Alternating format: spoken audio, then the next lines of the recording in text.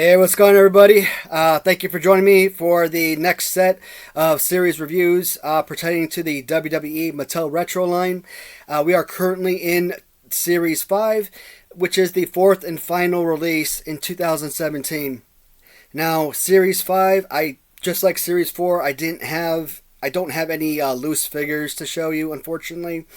And I'm still surprised that I had all 16 figures from the first three series, loose figures, that is.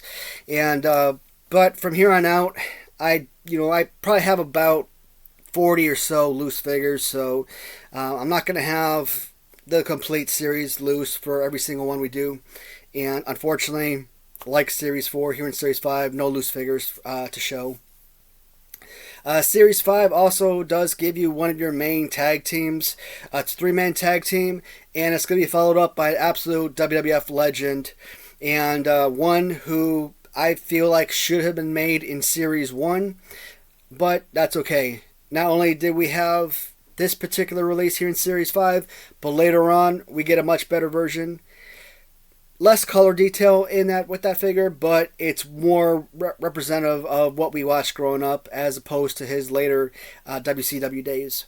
So we will start with the tag teams first. As I said before, we always go by how the figures are shown on the back. First one we're looking at from New Day is Big E. Now, the only time I've ever seen Big E wrestle any of the guys from New Day, as a matter of fact, is during Royal Rumbles.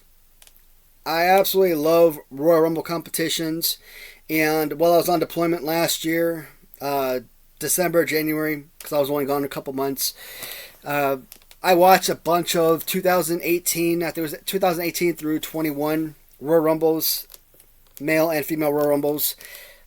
I still feel like the female Royal Rumbles were like 10,000 times better. A lot more action, a lot more agility. Somersaults. Just the technique was just perfect. The men's Royal Rumble was, not so impressive, but I really appreciate that tournament. It's like All-Star Weekend with baseball. I love the home run derby. It's essentially just batting practice, but it's exhilarating. New Day. I gravitate towards Big E more than anyone else. One, he's got like this huge Mark Henry build to him, so he's an enforcer for me. Seeing him come into the match. What sucks is it seems like he always gets thrown out relatively easy. He's not like in and out in a matter of seconds, but you would think that you'd have to get like 6 guys on him to lift him up or toss him out. He's not like Yokozuna overweight crazy or anything like that. He's just big, strong, buff guy. And he has a fantastic figure. The one kind of downside, kind of looking at it, if you remember from Series 5 of Hasbro, the Warlord figure, his arms are like way out, kind of like E.T., out like this, and his back is kind of bent backwards. So Big E, the way that his arms are kind of spread out like that might be a little bit too much. But it's just like your Brock Lesnar figure from Series 1. So, if you like the Brock Lesnar figure, you're going to love the Big E figure. Both quality figures regardless. Here's what sucks about a lot of these carded figures, or a lot of Mattel Retros that I had. Sometimes you'll go out and you'll buy a bundle of figures on eBay. Maybe they're selling 6 figures or whatnot, or 10 figures, what have you, and maybe there's only 1 or 2 figures in there that you actually want. So you have all these duplicates, and now you gotta try and sell them. I don't remember, like guys like Stone Cold Steve Austin. I've sold Big E before. There've been quite a few, and normally I only get about $15-20 for them. And to think, when you look on eBay nowadays, people are constantly selling those same figures. You can find a figure like this on eBay for around $50 or more. And I'm like, me getting like $15 or $20 for it sucked, because that, with the amount of money that I sold the duplicates for, I didn't even get my money back based on what I paid. And it was like a UK seller too, so that kind of sucked. If I had known that eventually I was going to start buying up all of these loose figures, I may have held on to a lot of those figures because I could have just opened them up and had them for my loose display. Problem is, I am a mint on card collector, and it absolutely destroys me anytime I have to sit there and tear open a package. I've done it with a few, with a number of figures, sure, but it bothers me. Now, if you're going on like Ringside Collectibles and buying like a Nikolai Volkov for like $5 or something, I mean, that's different because you're not spending a ton of money. But if I went on eBay right now to buy a second figure, chances are it's going to be easier or more affordable on card than loose. And if people have the same mindset that I do, that explains why. Because they'd rather pay more for a loose figure and not have to destroy a carded figure. Biggie, really fun character. I would assume he's the leader of the group. You know, based on size and dominance. I really don't know. Tag team champions? Probably. Would this guy ever be like a heavyweight champion or anything like that? I would hope so, because again, based on what I've seen of him in those Royal Rumble matches, he was just so much fun. Another guy that I think was a little bit too flashy, although I do really appreciate some of his antics, but over time, I got bored, and him and Naomi, they did the exact same thing, and the first time you saw it, I'm like, oh my god, that's the coolest thing I've ever seen type of deal. The second time, it's like, oh, you did it again. Okay, that's cool. Third time, it's like, really? Again? By the time you see it for the fourth time, it's like, you just want to, like, you know, set the building on fire or something. It's like, dude, stop it. It's annoying. Who am I talking about? Kofi Kingston. So, what does Kofi Kingston and Naomi have in common? They're both thrown out of their respective Royal Rumbles. And maybe their hands hit the floor, but they start like walking on their hands or something. So their feet never touch the floor, so they're not officially eliminated. And maybe they like, you know, hand walk over to the railing or something, or table or chair, whatnot. You know, they climb over the equipment and whatnot. And maybe they jump on the cage and then they jump onto the stairs of the ring or something.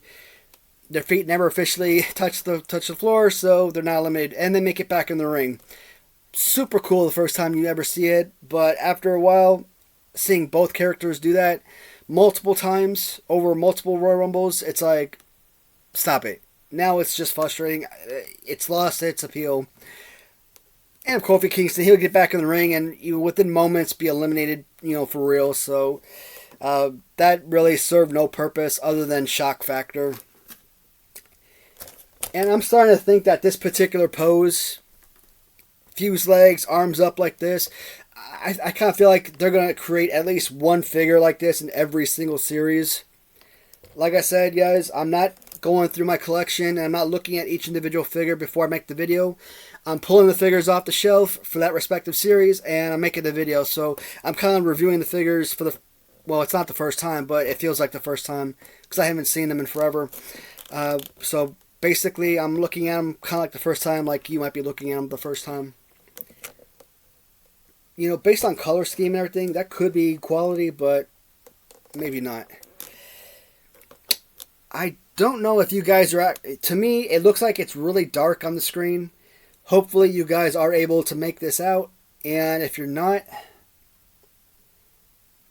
Which doesn't make sense because the light is like right there, so there should be plenty of light over here.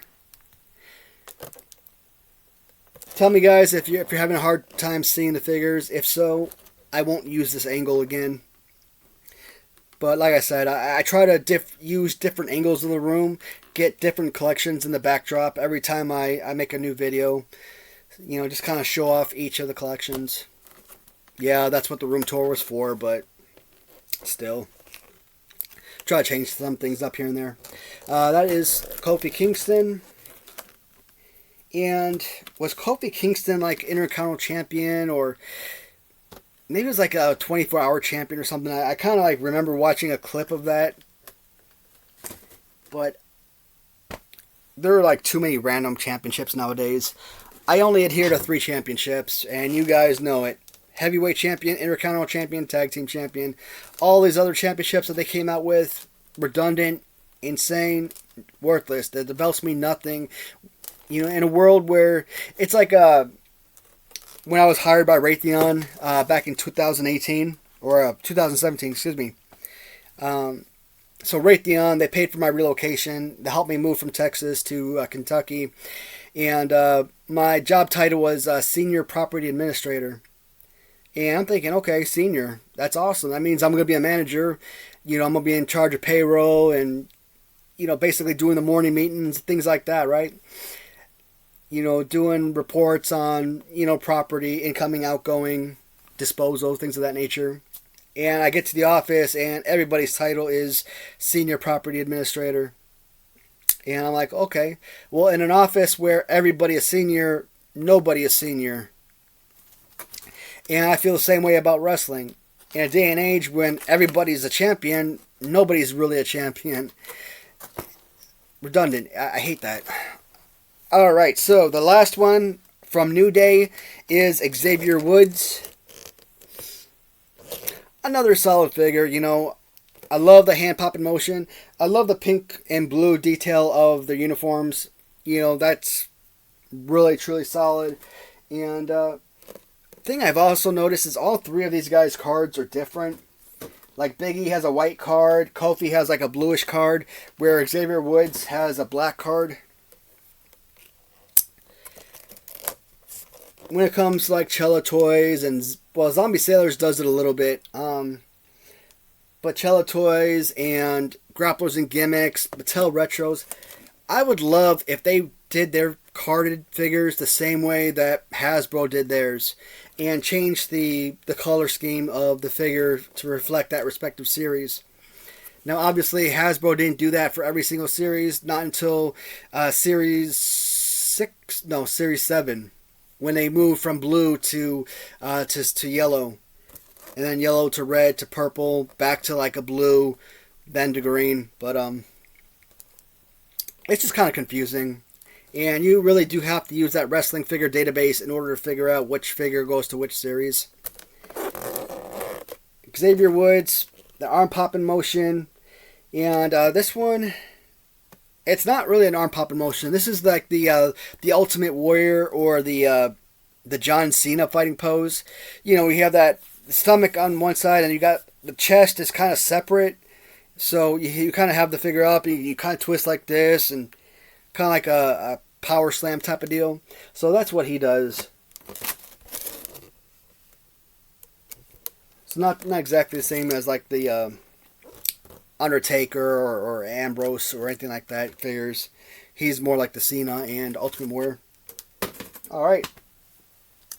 Now, I've talked about in the beginning of the episode, this was a character, my number 3 all-time favorite wrestler ever, and I'm proud that they created this character. I would have loved this figure to have made it Series 1 as opposed to Series 5. I also would have loved if they gave him his original WWF gear as opposed to his later WCW run. Either way, you finally get to add one of the more important pieces to the collection, which is Macho Man Randy Savage. And this, again, is his WCW run. And this is, this looks like it's going to be the same as like your Dean Ambrose type figure, whatnot. Looks like the wrist and arms kind of twist a little bit. Or is he more like Brock Lesnar? Alright, so it looks like this is like the Brock Lesnar figure, Undertaker, a million others, where they come up and they just slam back down. So not like the Ambrose. Because it looks like he has a little bit of movable joints there, but I could be looking at that wrong. You know how Ambrose has, like, you know, switching arms, movable wrists. That's a madness, yep. So, the NWO madness of Macho Man Randy Savage. You know what? You don't get a lot of female wrestlers. In fact, just off the top of my head, I can't think of a single female wrestler in the Mattel Retro line. I'm not saying there aren't any, I just don't remember there being any. And, no, I don't think there is. I don't think there's a single female wrestler. Now they're coming out with a lot of managers, Jimmy Hart, Paul Bearer, etc. And I think I would absolutely love if they were to do a Elizabeth Mattel retro, and it would have been nice if they pushed this figure back to another series or moved him up to one of the earlier series. Instead of having 3 New Day, 1 Macho Man, it would have been nice to have Macho Man and Elizabeth in one series together. In the last wave of Mattel creations, they created a Paul Bearer and Undertaker to put together. The second wave, they had the Hart Foundation along with Jimmy Hart. So they do have a habit of putting 3 members together that go together, and like New Day here, and then 1 random character. Nikolai Volkov kind of made sense for that, only because they needed a loose character, and he fit well with the Iron Sheik figure. So, but Nikolai and Iron Sheik would have been great together in one single series.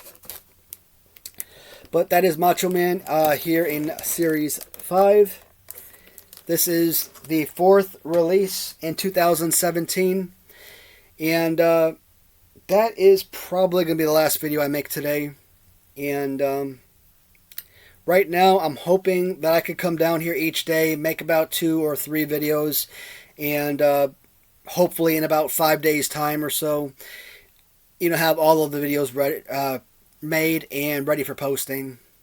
And that way I'll have a nice little set of videos, and I don't have to worry about going 4 or 5 days without posting anything. That's happened a couple times over the last month or so I don't want to keep doing that. Alright, so just kind of like a little bit of an update right now. After the Mattel, even though we're only at Series 5, I should probably hold off on this until maybe Series 14 or something. But as of right now, once I complete the Mattel Retro review, I am going to do the 2 series of the Zombie Sailors. There are a ton of figures in Series 2. Series 1 only had 5 figures. Series 2 has, I believe, 9, if I'm not mistaken. Or maybe 7. But that's going to probably be the next batch of figures. I'm also working with Antoinette over at Random Treasures, and I'm trying to see if I can buy a lot of the last remaining figures that I need for the Random Treasures collection. And if that's complete within the next month or so, I really want to do a Random Treasures tournament prior to the end of 2023. Now, with about 10 figures or so, that's probably going to run me over $1,000, and I just don't have the funds available the way I used to. So, if I'm able to sell one of my high-ticket items, that's one of my next goals, is to purchase those items and get those tournaments out for you. Anything else? Oh, the Random Treasures video that I was planning on making, you saw the little short that I made. So that video is also going to be coming in the next month or so. That's going to be coming after the Mattel Retros review videos, of course. Anything else? I don't know, guys. I know I've been talking about making a 3rd My Favorite LJN tournament. Now, my incumbent champion is most likely going to be at the front of the table, but I got a ton of new figures in since I made the 2nd tournament, and there's probably 2, if not 3 additional figures that I've acquired since then that I feel like have a legitimate chance of dethroning my incumbent. So if you guys are interested in me creating a 3rd tournament, I will definitely do that. But I got to determine how I want to set it up, because right now I'm kind of looking at both the loose and custom figures, and that's going to take forever. Right now I'm probably looking at more than 30 videos if I do that, and I just don't know if I got it in me to do another 30 plus videos of LJN tournaments. But I've said it before, they've been some of my most enjoyable videos to make, so if there's a lot of requests for that, yeah, of course I'll do a 3rd one. I'm only doing 1 tournament a year, so technically in 2022 I made 2 of them, but the first one I was kind of looking at as like 2022, and the last one I was looking at 2023, even though it wasn't released in 2023, because I wanted to redo it and make it a little bit better than before. Alright, so original San Francisco toy makers. Do I want to do OSFTM?